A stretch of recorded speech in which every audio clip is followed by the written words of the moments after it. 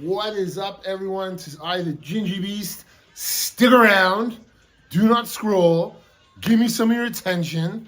Today on this video, I just want to talk about the update on my trauma online group therapy, where it went, how it ended up, my synopsis on it. Just going to talk about some physical ailments I've had recently.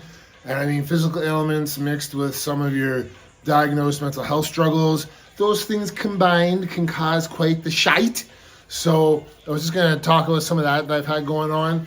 And the holidays, how it can affect people. And Conkuer Clothing, how things are going. So let's just get it rolling. So as usual, please subscribe. Please support my YouTube channel, Mental Health Awareness with the Gingy Beast on YouTube. Please, as always, Conkuer Clothing. Shing, shing. We are always trying to donate to mental health facilities through the sales of our merchandise. Please check us out, conkuerclothing.com. Now, it's a holiday season. Jingle bells.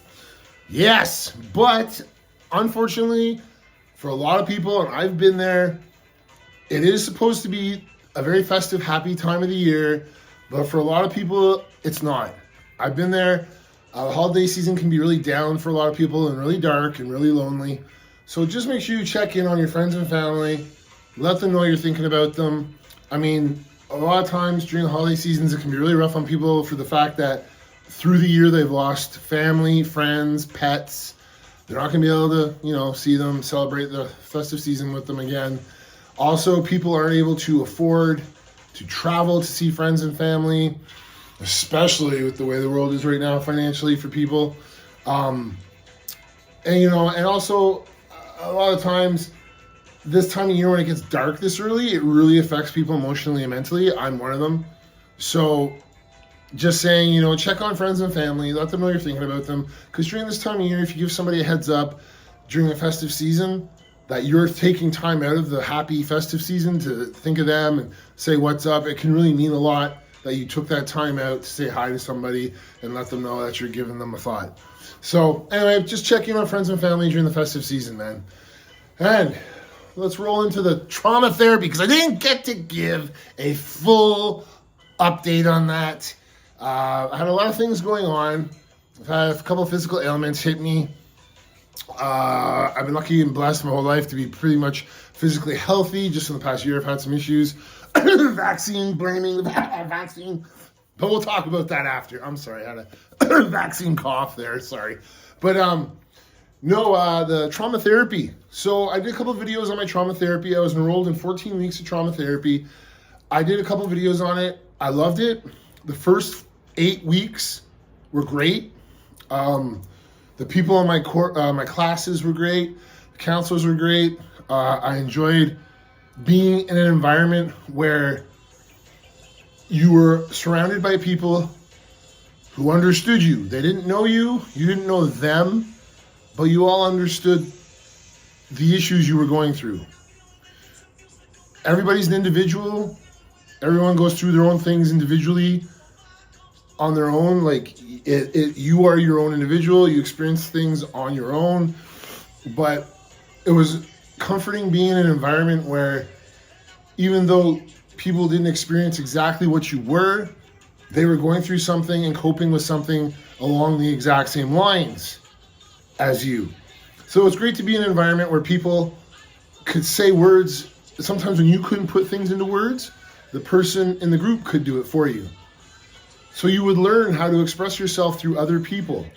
So it was really comforting. It was good to be around people who got you, who understood you.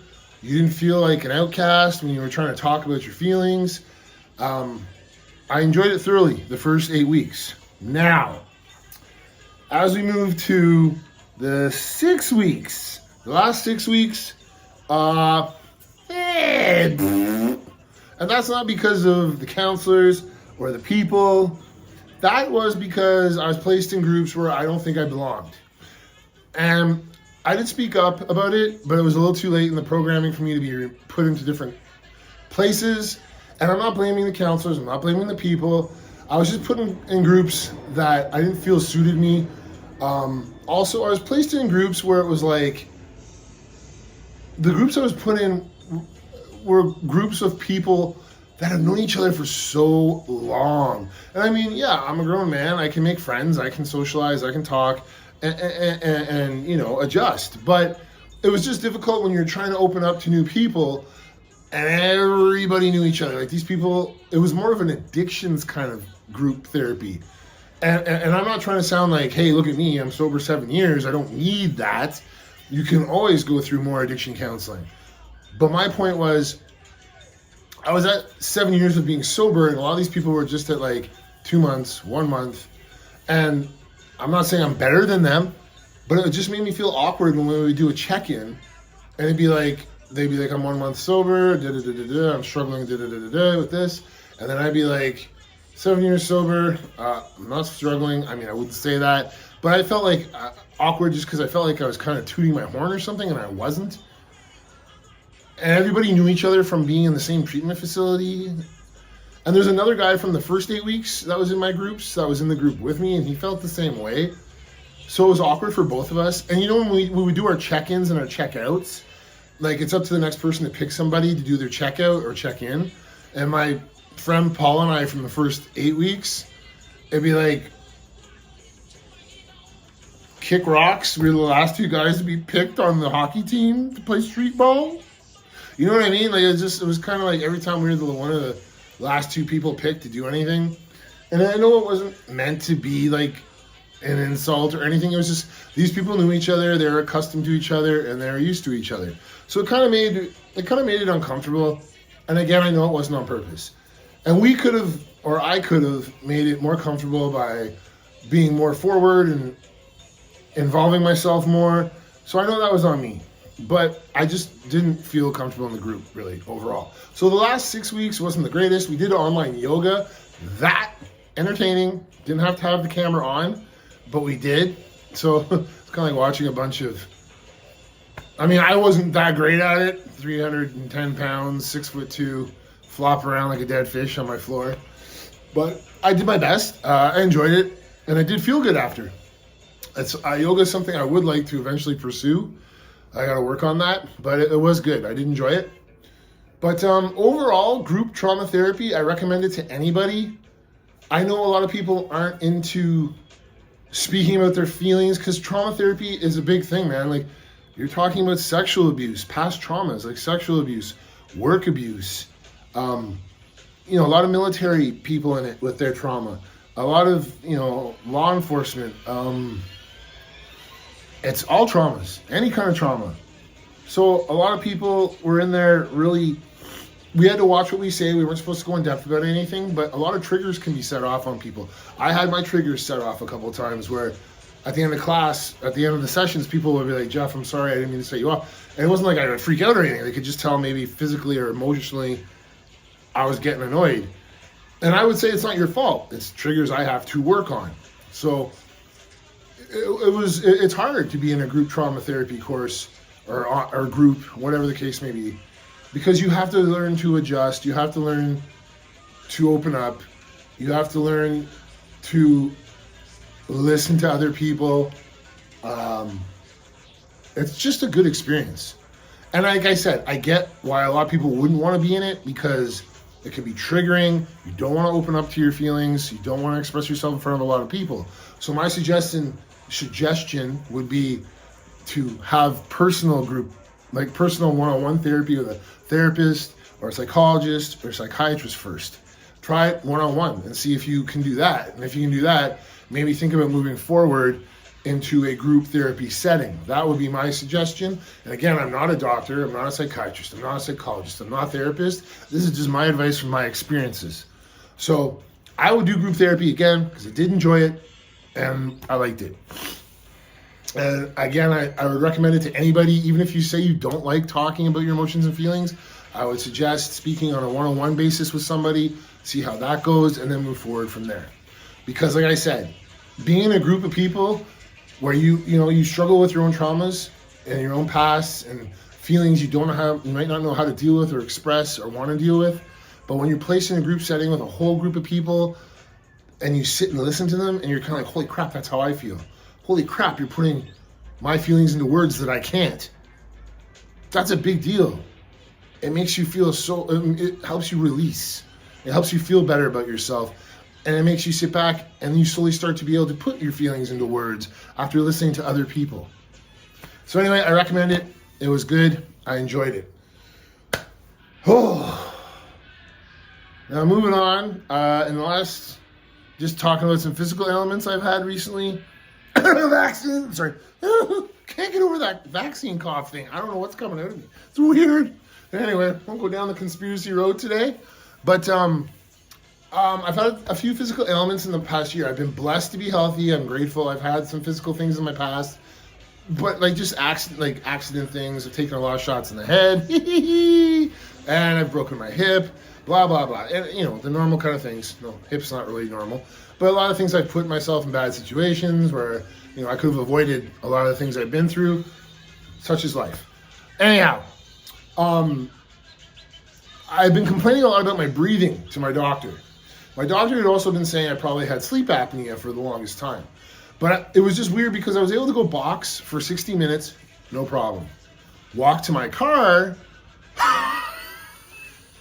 dying inside. Go on the treadmill for 40 minutes, no problem. Bend over to tie my shoe. Right? You know, I look like I'm 90 years old. Things weren't adding up here. So, you know, I already struggle with PTSD, night terrors. I do not sleep. I'm just tying this in together. I wake up like every hour. Right now my sleeping is getting a lot better.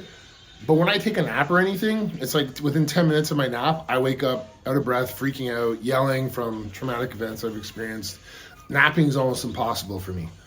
I don't sleep at night very well. I'm up pretty much every other hour, every 2 hours. That has improved a lot, but I don't sleep. And I've always told my doctor this. But when I brought up the breathing issue thing, he started suggesting possibly I had sleep apnea. But then I suggested, can I please get my heart checked?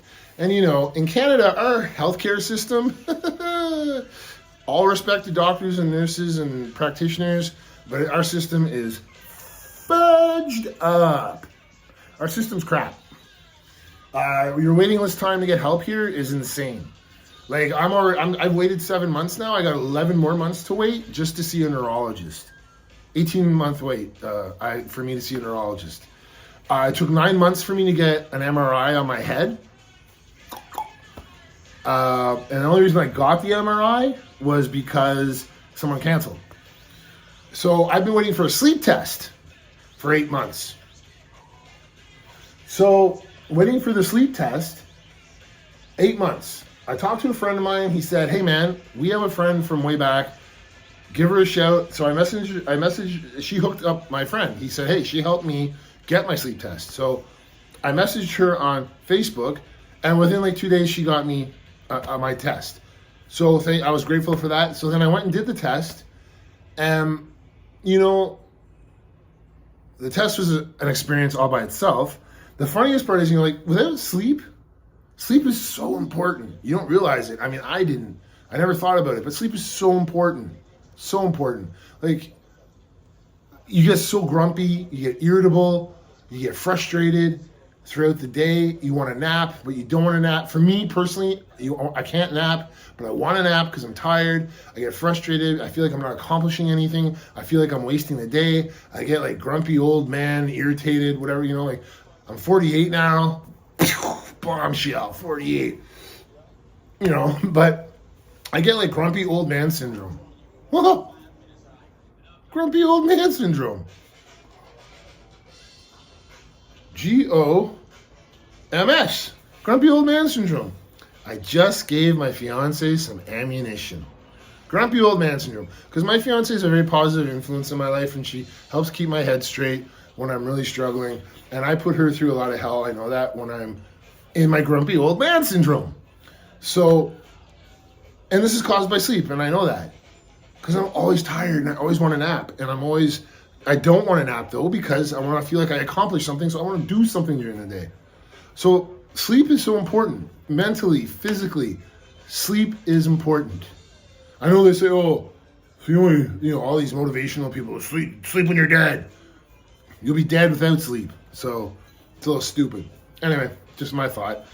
But anyhow, I went for the sleep test. Back to the program here. I went for the sleep test. It was hilarious. I was in at 9 o'clock. You're out at 6 a.m. They hook you up to all these wires. I looked like Wolverine from Weapon X. Like, literally, looked like Wolverine. They hook you up to wires to your shins, all over your head, blah, blah, blah, blah, blah. Your chest, there's a belt. Anyway, I don't even know. There's a thing on your thumb.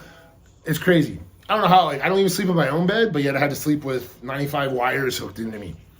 Anyway, it was funny because I didn't sleep at all. At 4 a.m., the nurse comes in. I'm lying there. And if any of you have watched wrestling or know The Undertaker, how he would rise after he'd been beaten up like the dead, he would like, whoop. And I was just like lying there, and the nurse comes and she's like, would you like to go home? And it was just like, yes, I want to go home. And she's like, hey, you can leave. We've got enough information. So I left. Turned out I slept in the time I was there for like 6 hours or so. I slept 2 hours and 30-some minutes. And they said I had extremely severe sleep apnea, and I stopped breathing a significant amount of times in an hour when I sleep. And for those of you who don't know what sleep apnea is, I'm not going to give you the best description because I'm not a doctor, but it's like when your neck closes, your throat closes when you're sleeping, you stop breathing for periods of time. Your soft tissue in your neck of some sort, like I said, I'm not a doctor, closes over and you stop breathing. So you get this machine when you get diagnosed with it, and I got it 2 weeks ago, and it provides oxygen. You wear a mask like Bane from Batman, or you sound like you get the Darth Vader looking thingamajig. So I got that. So all I've heard about it from people who told me I wanted this for so long through the 8 months before the test, because everyone I know who had sleep apnea told me it's a miracle. It's a lifesaver, this machine. And for anyone out there who watches my video and has sleep apnea, please comment, please tell me how did the machine help you? How, did it work for you? I've heard nothing but good things. I'm struggling right now just to get used to having it. So just shoot me your comments. How did your test go for the sleep apnea? Because I was diagnosed with cardiomyopathy. I forgot to say that maybe, but that's what my heart issue was. Cardiomyopathy caused by sleep apnea. So that is why I have the machine now. This is why I need to use it to try and remedy my cardiomyopathy. They say there's a chance you can do that with the sleep apnea machine. So I'm getting adjusted to the sleep apnea machine now. Hopefully it can help me mentally. I can have better days with energy. I can improve my workouts, improve myself mentally, physically, and just have an overall better quality of life. So if anyone's had one of these, please let me know. I've heard nothing but positive things. It'd be great to hear more positive things. So yeah, that's where I'm at right now. I have the loaner machine for 4 weeks, and then I guess I get it my own. I'm just happy I have had the test now, and I know the issue that it was sleep apnea for all this time, because I probably haven't slept in like 20 years with my PTSD and night terrors, and combined whenever this cardiomyopathy episodes started happening with my breathing, and combined caused by sleep apnea. So anyway, I'm getting the help I need. I do complain about the Canadian healthcare system because the waiting list, my joke is you're going to be dead before you get the help you need. But I am getting help, so I need to count my blessings and be grateful for that, and really change my mindset and my attitude towards it, as my fiance would say. And I appreciate her words, even though she might not think that, I do. But anyhow, that's where I'm at with my physical and mental health. I mean, I'm always struggling with my night terrors. They affect me hard, but I am, you push on. And I'm really trying to change my mindset, because the sleeping thing really affects me. And my thing with Conkuer is always going to be there. I want Conkuer to succeed. I want to keep donating. We've donated, several times. I want to keep this going. We've been alive now for 3.5 years about. We've been blessed to have, some, Chris Bumstead, Lord Sear, Nick Walker, Brett Wilkin, some NHL players help us out. I'm so appreciative. I'm appreciative to anyone who has supported Conkuer Clothing. I don't care who you are. I'm appreciative to anyone who shared a post, liked a post, reposted, bought merchandise. All that combined helps get the word out about Conkuer Clothing. You get the word out about raising mental health awareness in society. That's all I care about. It helps when we can donate, obviously, because we can give back to mental health resources, and that's what I love doing with Conkuer. And I want us to be able to do that internationally. I want us to be able to do that in the future once a month. You know, I want to see my brand out there all the time, where someone knows if they see someone wearing Conkuer clothing, they know that that brand is the mental health awareness brand. That guy's wearing that shirt. It's a loudspeaker. It lets you know not to suffer in silence. The semicolon lets you know to support those battling through mental illness. That's my goals. Those are my goals. And to have those goals, like my fiance says, Conkuer will succeed when I start to succeed with myself and my inner struggles. So I have a lot of work to do. I got to fix myself mentally and physically. You know, mental illness. You know, I'm on medications just for sleep. For chronic headaches. That's why I'm waiting to see a neurologist. But you know what? You push on. It's not crying about what I'm going through. It's just what I'm dealing with. Everybody has their own struggles, and no one's struggles are more important than the next person. So that's where we're at. And that's where I'm at. And I really hope people watch my videos. I'm trying to create a community mental health channel, man. And to hear feedback and all. So anyhow, I hope everyone's well. And just a side note, and I'm going to make a video about this. This is a tough one for me because there's a lot of ignorance. I've talked about it before. Influencers. Just side note here. Influencers on social media. I'm not an influencer. Get it straight. No influencer here. Just a dude talking mental health, trying to talk to other people about mental health. Influencers, as far as I'm concerned, because 90% of you are liars and phonies. There are good ones, but most of you are goofs. And to those of you, again, I'll address it, who talk about mental health to people online and give advice. Recently, again, I've seen a couple posts from influencers who had kids ask them questions about, like, what do I do with depression? What do I do with anxiety? What do I do when I'm feeling suicidal? And some of the responses blow my mind. When you respond to these people, take responsibility for what you say to them. Think before you speak. Think what effect your words might have on somebody who's depressed or and I can't say the S word. I did, but you can't say the S word. Who wants to unalive themselves, who feels unaliving. Think about what you say to them when they ask you these questions. When somebody asks you about anxiety and you tell them, like, how they ask you, how do I deal with my anxiety? And you say, anxiety's fake. It's not real. It doesn't exist.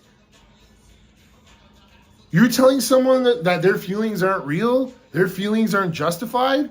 Okay. So to those of you who I have seen say these things to kids who have asked you for help, or any of you influencers along those lines, what do you say that to someone who's been sexually abused? Do you say that to a war veteran? Do you say that to anyone who's seen ridiculous traumatic events? That anxiety doesn't exist? You must have lived the most clean, smooth life in the world. Lucky you. Lucky you. Because your words are pure ignorance. And if you got a problem with what I'm addressing, I got a platform, a couple of them. Come address it with me. Because I'm open to a talk about that. Because your words, take responsibility for them. When you're telling somebody online that their feelings are phony and fake and made up, and they turn around and sit there in their room and they're like, am I that crazy that I'm making up these things? Am I that crazy that I'm alone and I'm just this whacked out that my feelings aren't justified and I'm just that weird? Like just think about what you say before you speak to people. Tell someone who's been sexually abused, tell a war veteran, tell those people that anxiety doesn't exist, PTSD doesn't exist. Tell them, tell those people. Please, I would love to see the conversation. Anyway, that's all I want to say. I've just seen enough nonsense about that. Anyways, everybody, thank you for all the support and love with Conkuer Clothing. Please continue to support us. We're trying to stay alive here, trying to stay afloat, trying to keep donating. Please check out Conkuer Clothing, Conkuer clothing.com. Love y'all. Take care. Peace.